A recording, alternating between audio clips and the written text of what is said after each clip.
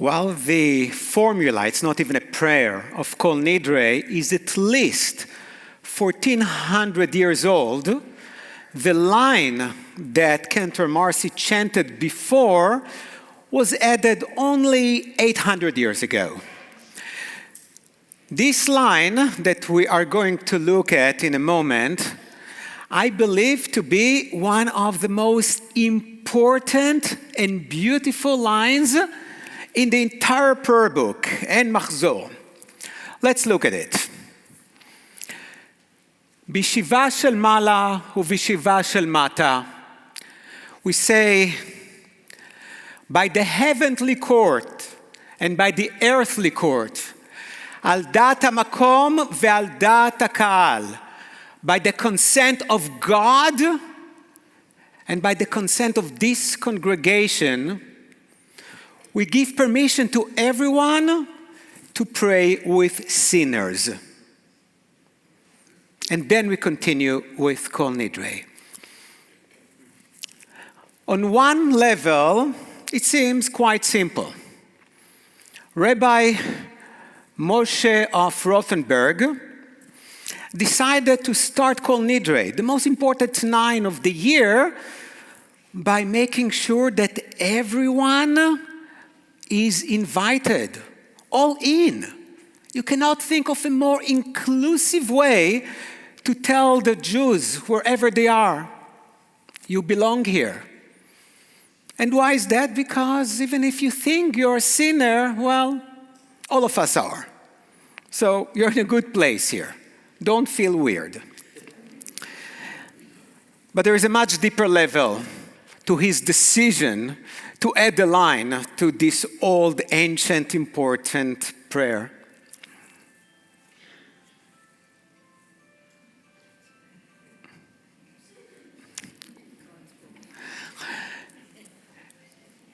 Rabbi Moshe of Rothenburg realized that there were many Jews around who just felt that they are not good enough to be included in the Jewish community. The main emphasis was Jews who converted out of Judaism because of fear, because of pressure.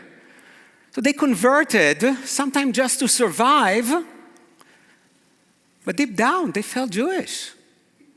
The Jewish flames in their soul, in their hearts, never extinguished. And he wanted to make it very clear, no matter what you did, this is your home. That's where you are. Now, only this year, when I read it, I noticed the word that he used for sinners. He used the word avaryanim, a word that does not exist in the Bible even. It's very common in modern Hebrew. It means criminals. But it was a new word. And what is the meaning of this word? Avaryan comes from the Hebrew root avar, which means to cross over or to cross through, which means a person who was in a place of goodness, of ethics, of good behavior, crossed over to a bad place. That's why avaryanim. But this word, this root, has another meaning. The father of our nation, Abraham, was not called Jewish. There were no Jews back then. We're not even called Israelite. There were no Israelite.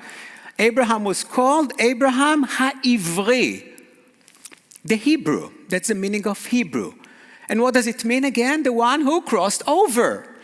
So why was Abraham called the one who crossed over? Because he crossed over from the place of idol worshipping to the place of faith in God, of ethical monotheism.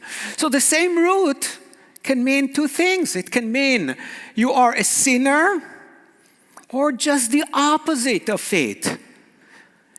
You crossed over from a place of sin to a place of goodness.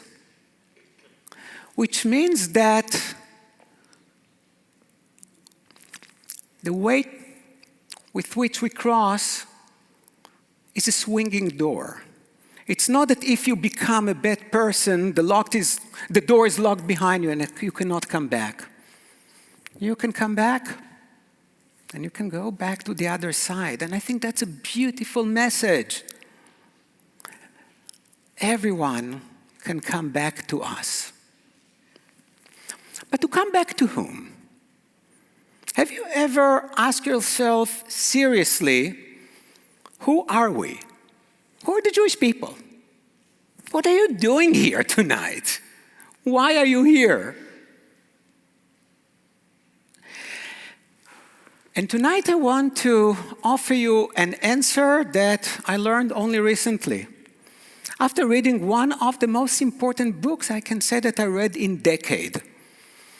The book is called Being a Jew Today, or Being Jewish Today, by the Harvard law professor, Noah Feldman. Noah Feldman wrote many books on many different subjects. He's not just a law professor, he's a serious intellectual. But this is the first time that he's struggling with the idea of, who am I personally as a Jew? What does it mean to be a Jew? Now, not only during medieval times, there are people who thought that they are not good enough to belong to the Jewish community. This is something I hear all the time. So often people introduce themselves to me saying, I'm a bad Jew. How many of you heard it? How many of you said it? And then I explain, I'm a bad Jew because I almost never go to the synagogue. I'm a bad Jew because I don't keep kosher.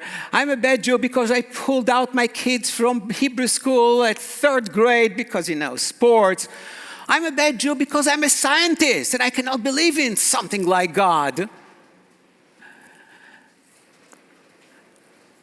But what Feldman is teaching us is that bad Jew never existed and will never exist. Because when you call yourself a bad Jew, you allow someone else to define for you what it means to be Jewish. Like there is a consensus among all the Jews in the world of how a Jew should behave. And something like that never existed in the past and will never exist in the future. And why is that? Because what makes us Jewish, listen to it carefully. It sounds simplistic in the beginning, but it's really deep. What makes us Jewish is the fact that we always struggle. We are the struggling people.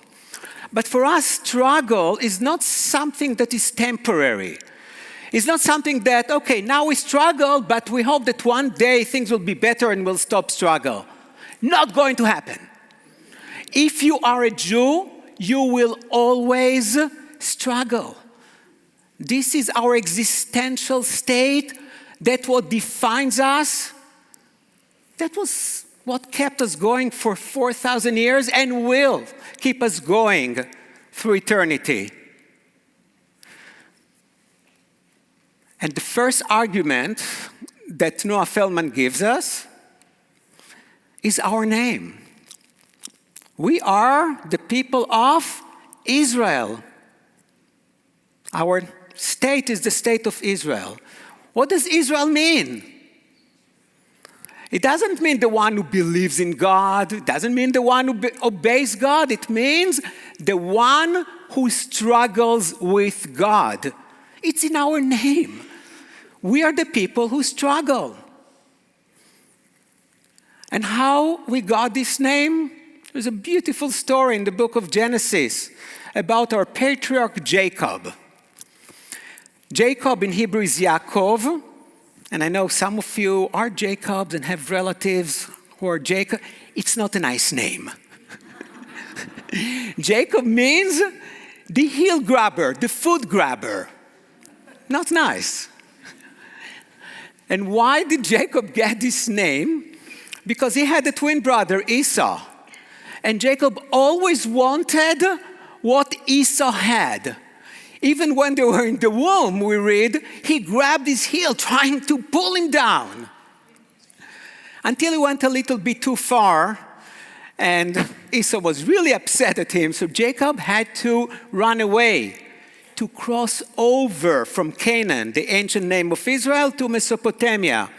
But after 20 years, he felt it's time to come back. There was only one problem: Esau. Nonetheless, he decided to take the risk. And here's the story. The night before he crossed over the rivers, pay attention to the crossing in these stories, a being, we don't know if it was a person, normally we say an angel, came to his tent and started fighting with him. And they struggled the whole night. And no one was able to defeat the other. Now, before sunrise, the angel said to him, Jacob, please let me go because I'm not supposed to be down here after sunrise. And Jacob said, not so fast. I'll let you go only if you give me a blessing. And what was the blessing? Your name is no longer Jacob. You're not a heel grabber anymore, but rather Israel, the one who wrestles with God. And we always wrestle with God. Jacob actually learned it from his grandfather Abraham. When God told Abraham, I looked at these people of Sodom and Gomorrah, they're really evil, I'm going to kill them all. Abraham immediately said, no way, you cannot do it. And he continued. He said, you, God, who calls yourself the judge of the whole earth, is acting unjustly? You cannot just kill innocent people on the account of evil people. And then he started to bargain with God. Maybe there are 50 good people, 40, 30. But the idea is that we always struggled with God and always will, because that's who we are. Let me tell you a joke. Marty survived Auschwitz, and he lived for many, many years after, and then he died. He goes up to heaven, and at the pearly gate, he meets God. God tells him, Marty, here's the deal. If you want to go in, you have to tell me a joke. Marty said, oh my God, I have the best joke. I learned it in Auschwitz. And Marty tells God the joke. He finishes and God doesn't laugh. He said to Marty, I don't get it. And Marty said, oh, I'm sorry. You should have been there. Ooh, right? I wish I had the drum. But think about this joke. It's not disrespectful. But I think this joke depicts the best who we are. We struggle with the Holocaust. We struggle with God. That's what we do. I think that that's why best comedians are the Jews, because you need to struggle to come up with this great material. But we don't only struggle with God. We struggle with our families. Just open the Bible. Last week we read about Sarah and Hagar, Ishmael and Isaac, Jacob and Esau, Joseph and his brothers. We don't stop fighting. Now, some people describe it as a dysfunctional family. I disagree. I think that what people describe as dysfunction is actually what allows us to function. Because our struggles is the engine that propels us forward. We struggle. Let me take you to a Seder that probably most of you here experienced. You have the grandfather or the great uncle who insists to read the entire Haggadah in Hebrew. Yeah, you had this grandfather because he's the traditionalist. He thinks, oh, what God wants me to do? what the halacha, the Jewish law is, and that's how he wants to live.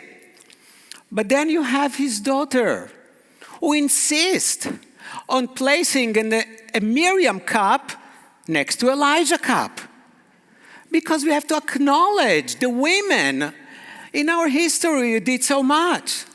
And then say, you know what, we also need an orange that had different meanings, sometimes feminist meaning, sometimes to include the LGBTQ community. She's the progressive Jew. And then you have the son-in-law who brings a new Haggadah. It has a traditional part, but it has some modern parts. He's the evolutionist. He tries somehow to reconcile tradition and modernity. And then you have the granddaughter who doesn't really care about God, who doesn't care about Jewish practices. She says, who cares about this story of the Exodus that probably never happened? Let's talk about current issues, about refugees, about immigrants, about starvation. She is the cultural Jew. It's not about God or commandments. It's about peoplehood, the people of Israel, the state of Israel, sometimes loving it, sometimes having it, but never indifferent to it. It's about Jewish music, Jewish humor. So these are the four people we have. And sometimes some people raise their voice, roll their eyes. And what happens the following year? They celebrate the Seder again. Because that's who we are. We struggle. And it will not end. The problem is that some of our struggles went out of control. And that's dangerous. And I'll be teaching a class in for a few weeks, to talk about these major struggles. You know, the first time the Jews have their own country, their own state, was exactly 3,000 years ago, under King David. It lasted for 40 years during David, and then another 30 years under his son Solomon, and then that's it. They split. Only 70 years the Jewish state survived. Not because they were attacked by an enemy.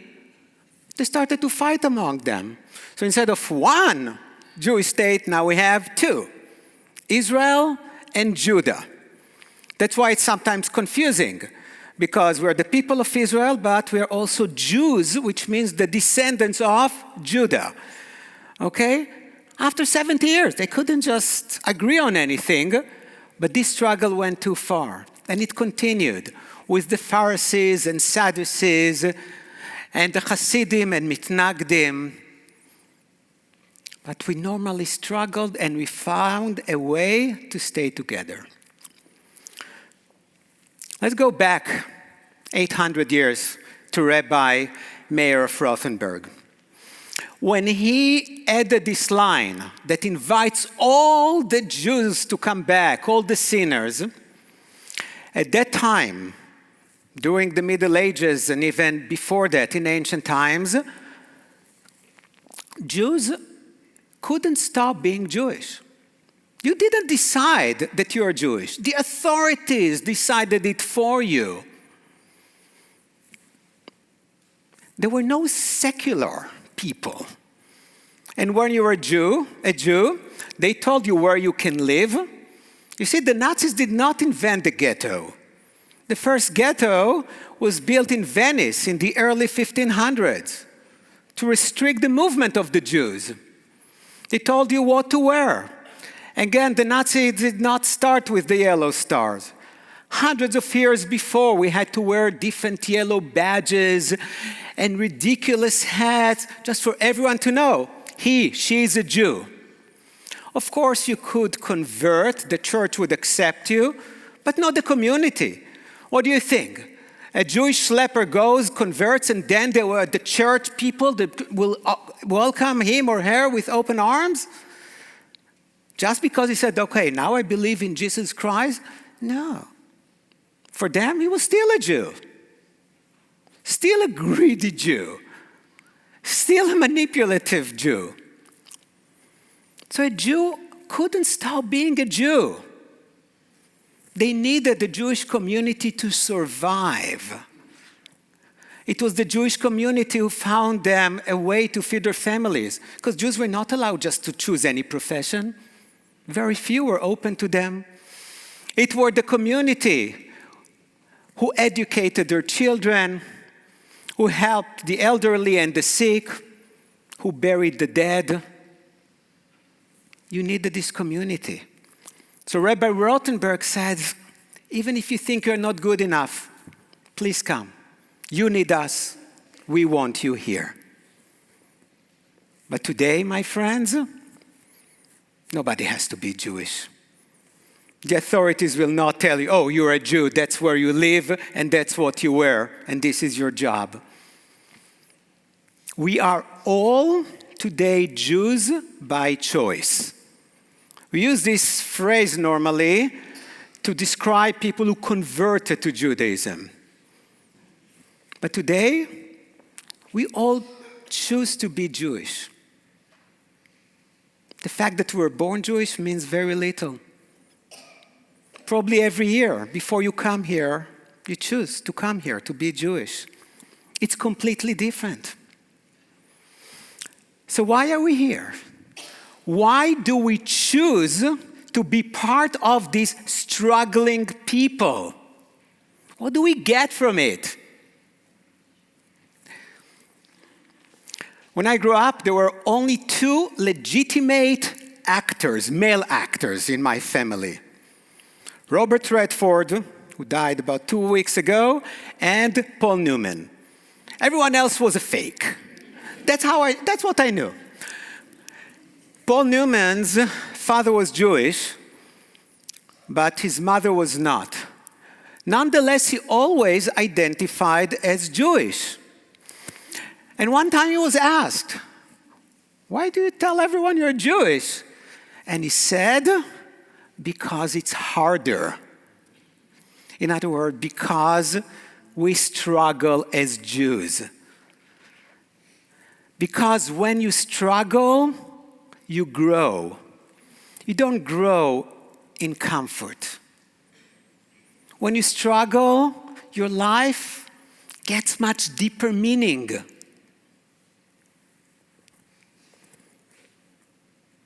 So we choose to struggle. Another reason we are here tonight is that we don't want to be alone. We are a part of this 4,000-year-old family. Yes, I know.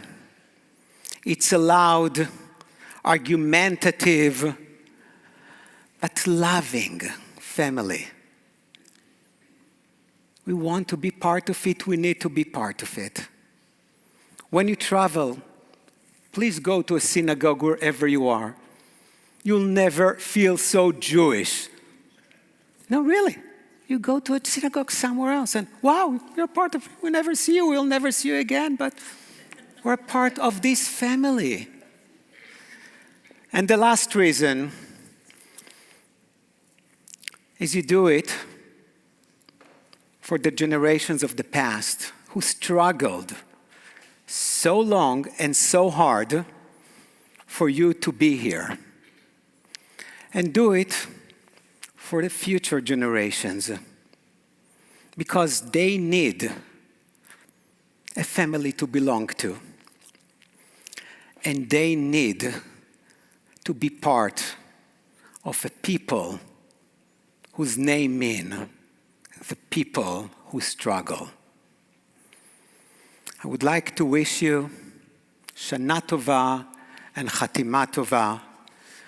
May you be sealed to a year of life, of courage, of meaningful struggle.